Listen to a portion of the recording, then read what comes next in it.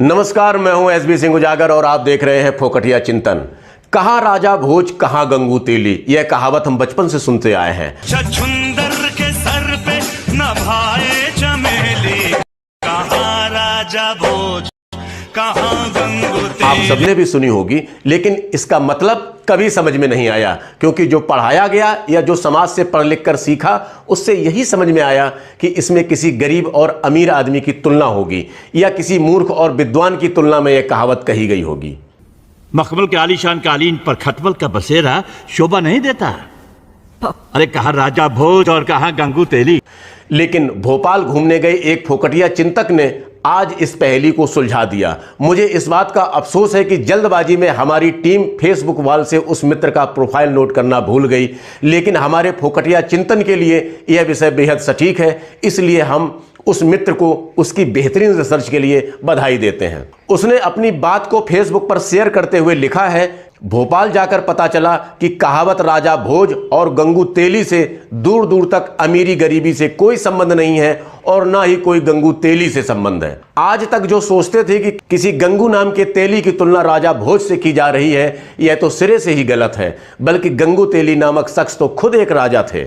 उसने आगे लिखा कि जब इस बात का पता चला तो आश्चर्य की सीमा न रही, साथ ही यह भी समझ में आया कि यदि घुमक्कड़ी ध्यान से करो तो आपके ज्ञान में सिर्फ वृद्धि नहीं होती, बल्कि आपको ऐसी बातें पता चलती हैं जिस तरफ किसी ने ध्यान ही नहीं दिया होता।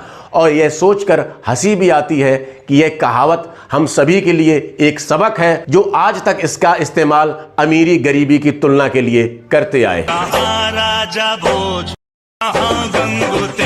इस कहावत का संबंध मध्य प्रदेश की राजधानी भोपाल और उसके जिला धार से है। भोपाल का पुराना नाम भोजपाल हुआ करता था। भोजपाल नाम धार के राजा भोजपाल से मिला था।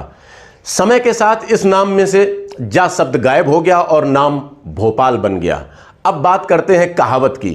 कहते हैं, कलचुरी के राजा गंगे अर्थात गंगू और चालुका के राजा तेलंग अर्थात तेली ने एक बार राजा भोज के राज्य पर हमला कर दिया।